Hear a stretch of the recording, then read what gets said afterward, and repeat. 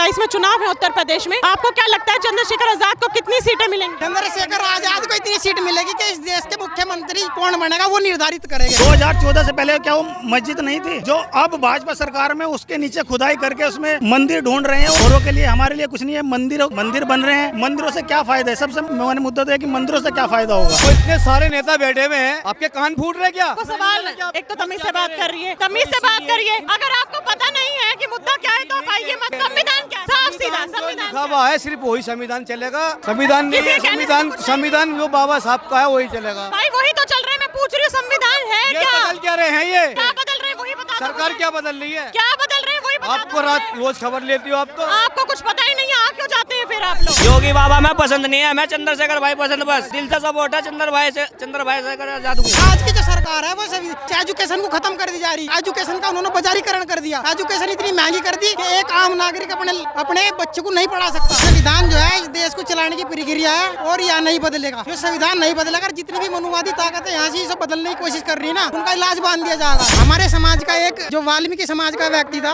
उसे पीट पाट दिया था, जिसके ऊपर जो है मुँह दिया था मनुवादी लोगों ने। उसके खिलाफ आवाज नहीं उठाई। सुप्रीम कोर्ट में हमारे मुख्य न्यायाधीश के साथ जूता फेंक दिया गया, वहाँ आवाज नहीं उठाई। मायावती जी के इतने कारण है, वो इस समय में इस भाजपा काल में इतनी न्यूट्रल है बहुत ज्यादा। इसी जो कारण है कि उन्हें सीट नहीं निकल पाई।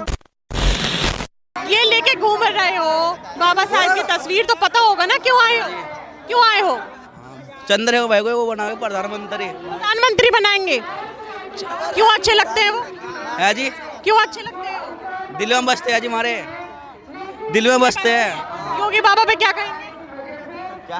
योगी बाबा मैं पसंद नहीं है, मैं चंद्रशेखर भाई पसंद। बस दिल से सपोर्ट है चंद्र भाई से आजाद को। आप लोग संवैधानिक अधिकार बचाओ महारैली निकाल रहे हैं जी। संविधान क्या है जी? संवैधानिक अधिकार बचाओ महारैली निकाल रहे हैं आप लोग, तो संविधान क्या है पहले ये तो बताइए। आपको नहीं पता जी? आप महारैली निकाल रहे हैं ना। अधिकारों का एक दस्तावेज है। संविधान एक ऐसी चीज है जिससे हमें आज़ादी मिली है। जब से संविधान बनाए तभी से हमें कुछ जो अधिकार मिलने लगे हैं संविधान की वजह से ही मिलने लगे हैं। कैसे उन अधिकारों का उल्लंघन हो रहा है? उल्लंघन हो रहा है ना। कैसे? सरेआम संविधान के अकॉर्डिंग कोई नई नई यात्रा निकाल रहे हैं। हम ये बनाएंगे, हम वो बनाएंगे, और तमाम हमारी बहन बेटियों के साथ बलात्कार हो रहे हैं, उनको सरेआम मार दिया जा रहा है। बाबा साहब को गलत टिप्पणी की जा रही है, संविधान को गलत बोला जा रहा है। ये संविधान को बचाने की एक महारैली है। संविधान को बचाने की महारैली है। आज 26 नवंबर है। आप मुझे बताइए कि मौलिक अधिकार क्या हैं, क्योंकि आपने बात उठाई कि नागरिकों के अधिकार जो कि छीने जा रहे हैं, रेप केस हो रहे हैं, तो जनता के मौलिक अधिकार क्या हैं या कितने? हमारे मौलिक अधिकार काफ़ी है, जैसे हमारे एक बोलने की स्वतंत्रता भी है उसमें आ रही है। तो क्या है कि काफ़ी सारे नेता आते हैं तो हमारे जो नौजवान साथी हैं वो भाषण देते हैं, लेकिन उनके सामने सवाल पैदा नहीं करते, बोलते नहीं है, कुछ अपने अधिकारों के लिए बोल नहीं पाते हैं। अगर कोई बोलता है तो उनकी आवाज़ दबा दी जाती है, उनकी आवाज़ को दबा दिया जाता है, या फिर उनके ऊपर FIR दर्ज की जाती है, या झूठे केस में फंसा दिया जाता है। अगर कोई अपने अधिकार के लिए बोलेगा उसको इस तरह दबाते हैं। संविधान का दुरुपयोग किया जा रहा है, संविधान को इस तरह खत्म किया जा रहा है। उत्तर प्रदेश में समानता का अधिकार या फिर स्वतंत्रता का अधिकार नहीं है? नहीं है, कुछ नहीं है। क्या है सर, हम बहन बेटियों के साथ क्या हो रहा है आपको पता नहीं? अभी क्या हुआ पूछ ही तो रही हूँ, बताइए ना आप मेरे को। फिर हम बता रहे हैं ना। अभी मुझे ये बताइए कि जिस तरीके से योगी बाबा का बयान जो है आता है कि अगर महिलाओं के साथ कोई भी गलत हरकत कर देगा, भाई सुनिए ना, कि अगले चौराहे पे राम सत्य कर देंगे हम। लेकिन जो डाटा भी आया उसमें उत्तर प्रदेश क्राइम रेट में सबसे आगे है। ऐसा क्यों है? क्या जमीनी स्तर पे योगी बाबा की सरकार काम नहीं कर पा रही? ये जो राम सत्य का नाम ले रहे हो ना आप, ये सिर्फ जो हमारे समाज के लोगों को झूठे केस में फंसाते हैं, और सिर्फ हमारे समाज के टारगेट, जो बहुजन समाज के लोग हैं उनको टारगेट किया जाता है, ठीक है। लेकिन जो वास्तव में जो इन घटनाओं को अंजाम देते हैं ना, उनको बचाने का काम करती है। मैं आपको एक बात बताऊं, ये इतनी जनता जो आई भी यहाँ पे किस लिए आई है? यहाँ पे हिंदू भी है, इसमें मुस्लिम भी है, सिख भी है, ईसाई भी है, ठीक। जनता ही गिराती है, जनता ही उठा देती है, ठीक है ना। हमारा नारा था क्या? इनकलाब जिंदाबाद। अभी क्या नारा है वो बताइए। अब नारा हमारा बाबा भीमराव अम्बेडकर का संविधान खत्म करने वाले को हम गिराएंगे। पता नहीं क्यों? संविधान क्या है? जो संविधान हमारे बाबा साहब का था वो है और वो रहेगा। वही तो मैं पूछ रही हूँ भाई कि संविधान क्या है। आप संविधान के अधिकारों की बात कर रहे हो, फिर भी हमसे पूछ रहे हो। आप लोग महारैली में आए हैं, आप संविधान की बात कर रहे हैं, आप संविधान के अधिकारों की बात करें तो पहले मुझे ये तो बताइए कि संविधान है क्या, तभी तो मैं आपसे पूछूंगी ना कि उन अधिकारों का उल्लंघन कैसे हो रहा है। अच्छा, अब तो आपने बता दिया। वो इतने सारे नेता बैठे हुए हैं, आपके कान फूट रहे क्या? भाई साहब, अगर आपको सवाल एक तो तमीज से बात कर रही है, तमीज से बात करिए। अगर आपको पता नहीं है कि मुद्दा क्या है तो आप आइए मत। वो इसीलिए संविधान क्या है? साफ सीधा संविधान लिखा हुआ है, सिर्फ वही संविधान चलेगा। संविधान नहीं है, संविधान जो बाबा साहब का है वही चलेगा। भाई वही तो चल रहा है, मैं पूछ रही हूँ संविधान है क्या? बदल क्या रहे हैं ये? आपको यही नहीं पता है कि है क्या, तो आपको ये कैसे पता रहेगा? ये क्या बदल रहे हैं वही बता दो। सरकार क्या बदल रही है? क्या बदल रहे हैं वही बता आपको रात रोज खबर लेती हो आप तो। आपको कुछ पता ही नहीं है, आ क्यों जाते हैं फिर आप लोग? क्या नाम नाम क्या है? आए क्यों है रैली में आप लोग? क्या नाम है? संविधान क्या है? ये है जो भी जीतेगा। जो जीतेगा वो संविधान है? ऐसे तो फिर संविधान है ही नहीं कि कोई भी जीत जाएगा। संविधान क्या है वो पूछ रही हूँ मैं। किसी को पता है यहाँ पे संविधान क्या है? एक मुझे इंसान आके बताओ कि संविधान क्या है? संविधान क्या है? मुझे भाई मूल्य हामिल हमारा एक बार जितने भी यहाँ खड़े हैं ना, ये भारत के युवा है, लेकिन इनमें से किसी को पता नहीं है कि संविधान क्या है। यहाँ पे जो पोस्टर आए हैं, एक मिनट रुक जाओ, जो महारैली हो रही है उसमें टैगलाइन महारैली की ये है, संवैधानिक अधिकार बचाओ, भाईचारा निभाओ। लेकिन अधिकारों की, संवैधानिक अधिकारों की बात करी जा रही है, तो यहाँ पे जनता को पहले ये पता होना चाहिए कि संविधान है क्या, संविधान के अधिकार क्या है, नागरिकों का अधिकार क्या है। लेकिन यही पता ही नहीं है। अगर छेड़छाड़ करी जा रही है अधिकारों में, तो क्या छेड़छाड़ करी जा रही है या क्या उसके अंदर चेंजेस करे जा रहे हैं, वो तो आप लोगों को पता हो तो बताओ ना, युवा हो। मैडम, संविधान जो है इस देश को चलाने की प्रक्रिया है और यह नहीं बदलेगा। जो संविधान नहीं बदलेगा, जितनी भी मनुवादी ताकत है यहाँ से सब बदलने की कोशिश कर रही है ना, उनका इलाज बांध दिया जाएगा। अब समाज इतना जाग चुका है और अपने मूल अधिकारों को और अपने सारी चीज़ों को जानता है। पैसा ये बेचारे, ये जो संविधान इसलिए नहीं जानते क्योंकि इन्हें एजुकेशन का अभाव है। इनके घर में ये मजदूरी करते हैं और मजदूरी कर कर जो है अपना पूरे जीवन की जीवन शैली चलाते हैं, पूरे दिन की। अब इन्हें कैसे पता संविधान? इन्हें स्कूल में जाने को नहीं मिला। इनके घर की मजबूरी इतनी है कि स्कूल नहीं जा पाए। और आज की जो सरकार है वो एजुकेशन को खत्म कर दी जा रही। एजुकेशन का उन्होंने बाजारीकरण कर दिया। एजुकेशन इतनी महंगी कर दी कि एक आम नागरिक अपने बच्चे को नहीं पढ़ा सकता। एक समय था उत्तर प्रदेश में कि मायावती जी की सरकार थी, है ना? पिछले चुनाव में उनको उत्तर प्रदेश से सिर्फ एक सीट मिली, तो ऐसा क्या हो गया? जनता उनसे क्यों, मतलब जनता उनको क्यों पसंद नहीं करी कि एक ही सीट आई? एक समय था कि उत्तर प्रदेश में उनकी सरकार हुआ करती थी, वो मुख्यमंत्री थी, पिछले चुनाव में सिर्फ एक वोट मिला, क्यों? मैडम, ये बहुत बड़ा कारण है। एक तो जो बहन कुमारी मायावती जी है उनका बहुत सम्मान है और उन्होंने हमारे समाज के लिए बहुत कुछ करा है। ये जो उन्होंने सीट ना आने का कारण है, एक तो ये जो है थोड़ा न्यूट्रल रहती है। न्यूट्रल का जो सरकार के खिलाफ जो उन्होंने लखनऊ में इतनी बड़ी रैली करी थी सरकार के खिलाफ, एक बड़े नहीं निकटा। हमारे समाज का एक जो वाल्मीकि समाज का व्यक्ति था, उसे पीट पाट दिया था और जिसके ऊपर जो है मुँह दिया था मनुवादी लोगों ने, उसके खिलाफ आवाज़ नहीं उठाई। सुप्रीम कोर्ट में हमारे मुख्य न्यायाधीश के साथ जूता फेंक दिया गया, वहाँ आवाज़ नहीं उठाई। तो मायावती जी के इतने कारण है, वो इस समय में, इस भाजपा काल में इतनी न्यूट्रल है बहुत ज़्यादा। यो कारण है कि उन्हें सीट नहीं निकल पाई।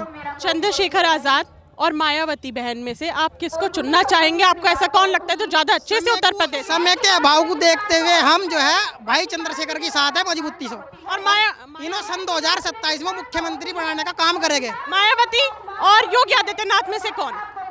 ये तो मायावती है, सपा मायावती है, क्योंकि जो हमारे हक की बात करेगा, जो हमारा अपना होगा, हम उसके साथ हैं। तो मायावती जी को दूसरे नंबर पे समझो और पहले नंबर पे चंद्रशेखर आजाद। बिल्कुल बिल्कुल बिल्कुल, चंद्रशेखर पहले नंबर पर। 2027 में चुनाव है उत्तर प्रदेश में, आपको क्या लगता है चंद्रशेखर आजाद को कितनी सीटें मिलेंगी? चंद्रशेखर आजाद को इतनी सीट मिलेगी कि इस देश के मुख्यमंत्री कौन बनेगा वो निर्धारित करेंगे। मुख्यमंत्री कौन बनेगा? भाई चंद्रशेखर, पहली तो बात, भाई चंद्रशेखर सन 2025 में जहाँ मुख्यमंत्री बनने जा रहा है, सबसे बड़ी बात तो यह है, क्योंकि उनके साथ जो है सर्व समाज का व्यक्ति जुड़ा हुआ है और उन्हें समझने लगा, उनकी भावनाओं को समझने लगा। चंद्रशेखर भाई एक ऐसा इंसान है जो एक बहुत गरीब तबके से उभरा हुआ है। अगर जो आप सन 2015 में जाकर देखोगे तो भाई चंद्रशेखर आजाद हमारे जैसा था बिल्कुल।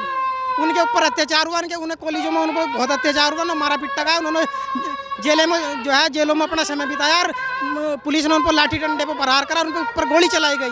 तो ये बहुत बड़ा कारण है कि भाई चंद्रशेखर आज़ाद हमारे बीच में से लिगड़ा हुआ है और हम उन्होंने जो है मुख्यमंत्री का काम और एक समय में प्रधानमंत्री बनाने का काम उन्होंने करेंगे। उत्तर प्रदेश में कहाँ से हैं? रामपुर से। रामपुर से। रामपुर में अभी तक क्या विकास हुआ है? रामपुर में क्या हुआ? कुछ भी नहीं हुआ है विकास। रास्ताएं बहुत सारी खराब हैं, क्या कुछ विकास नहीं है रामपुर के अंदर। 27 में चंद्रशेखर भाई की सरकार आने वाली है, एससी और मुस्लिम एक हो चुका है।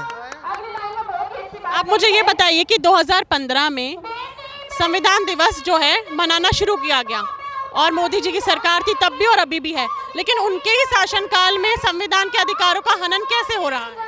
वो तो सरकारी जाने बात के लिए आगे सरकार कैसे जानेगी भाई साहब? संविधान के अधिकारों का हनन कैसे हो रहा है? ये है वो जो उनकी सरकार है वो मन में आए जैसे करें, जो उनकी सरकार है वो कैसे भी करें उस बात के लिए। 2027 में उत्तर प्रदेश में चुनाव है, उत्तर प्रदेश की जनता का रुख किस तरफ है, झुकाव किस तरफ? चंद्रशेखर आज़ाद की तरफ है। चंद्रशेखर कहेंगे आज़ाद जी के बारे में? आज़ाद जी के बारे में बहुत अच्छे आदमी हैं, दबे कुछ लोगों की आवाज़ उठा रहे हैं। और योगी बाबा के बारे में? भाई योगी बाबा ही क्या है, योगी बाबा तो योगी बाबा हैं, उनकी सरकार है, वो जो भी चाहे वो भी करें। मायावती तो एक हमारी सबसे बड़ी है, उनके बारे में बहुत अच्छी है। आपको लगता है कि वो टक्कर दे पाएंगी इस बार? इस बार अब टक्कर की तो नहीं, वैसे सबसे नंबर 1 पे इस टाइम चंद्रशेखर भाई चल रहे हैं। कहीं ना कहीं टक्कर दे पाएंगी, मैं ये पूछ रही हूँ। चंद्रशेखर आज़ाद को योगी आदित्यनाथ को क्या टक्कर दे पाएंगी? क्या कंपटीशन में है वो? टक्कर तो नहीं, टक्कर पे नंबर 1 पे चंद्रशेखर भाई चल रहे हैं। दूसरे पे कौन है? दूसरे पे तो भाई ये सभी है। दूसरे पे तो सभी हैं। मेरा नाम संदीप है। क्यों आए हैं आज? आज मैं आया हूँ भाई चंद्रशेखर की रैली में पहली बार। मैं 2014 से बीएसपी समर्थक हूँ और पक्के वाला हूँ, और आज जो मैं आया हूँ भाई चंद्रशेखर के विचारों को सोशल मीडिया पर देखते हुए मैं आज चंद्रशेखर भाई की रैली में पहली बार आया हूँ। और मैं काफ़ी टाइम से पार्टी की तरफ मेरा रुझान है, कम से कम 2-3 साल से मैं इस साइड भाई की तरफ पहुँच रहा हूँ, तो आज मैं अकेला आया हूँ। एक नारा जो है लगाया जा रहा है महारैली में, संवैधानिक अधिकारों को बचाइए और भाईचारा निभाइए। भाईचारा आप कैसे निभाएंगे? और अब से 2017 से 2025 तक क्या भाईचारा नहीं है? नहीं है। जब से बीजेपी सरकार आई है, जब से हिंदू मुस्लिम सिख ईसाई का भाईचारा खत्म होता जा रहा है, और जब तक बीजेपी रहेगी यहाँ भाईचारा कभी नहीं बनेगा। भाजपा किन मुद्दों पे वोट बटोरती है? क्या भाजपा ने अब तक जनता के हित में काम करा है? जनता के हित में देखो, हमारे लोगों के लिए हित में अभी तक कुछ नहीं किया है। जैसे ब्राह्मण लोग हैं या मैं कोई भी हैं, औरों के लिए हमारे लिए कुछ नहीं है। मंदिर बन रहे हैं, मंदिरों से क्या फ़ायदा है? सबसे मैंने मुद्दा तो है कि मंदिरों से क्या फ़ायदा होगा? अगर ऐसा होता कि कोई दूसरी सरकार आती है या फिर यही जो सरकार है ये मस्जिद बनाना शुरू कर देती है, तो क्या आप यही सवाल उठाएंगे कि मस्जिद बनने से क्या फ़ायदा हो जाए? बातें हैं, ये कुछ नहीं है। क्या 2014 से पहले क्या वो मंदिर नहीं था? नहीं, सॉरी, 2014 से पहले क्या वो मस्जिद नहीं थी? जो अब भाजपा सरकार में उसके नीचे खुदाई करके उसमें मंदिर ढूंढ रहे हैं, वो ये कहाँ का एक सवाल है। विपक्ष कहता है कि भाजपा सरकार धर्म की राजनीति कर। अभी एक मूवी आई है द ताज, अब ये बोल रहे हैं कि जो ताज के ऊपर जो कलश लगा है, गुम्बद के ऊपर वो लगा है, क्या बोलते हैं उसको, कलश बोलते हैं, जो बोलते हैं, जो वो लगा है कि वो मंदिरों में लगा होता है। तो क्या ये कल को ये भी बोलने लगे कि ताज भी एक मंदिर है? कोशिश तो यही की जा रही है कि वो उसको भी मंदिर घोषित। जनता को भ्रमित करने की कोशिश करी जा रही है। किसको? जनता को भ्रमित करने की कोशिश करी जा रही है। बिल्कुल गलाने की कोशिश। बिल्कुल। इस बार आप किन मुद्दों पे 2027 में अपना मतदान देंगे? 2026 में मैं अपने इसमें भाई अच्छा 27 में, सॉरी, 2027 में हम इन मुद्दों पे बात करेंगे जो हमारे जैसे लोग हैं, जो गरीब हैं या शोषित हैं, जिनके साथ अत्याचार हो रहा है, उनको हमारी साथ ना हो, इसलिए हम भाई चंद्रशेखर को वोट करेंगे।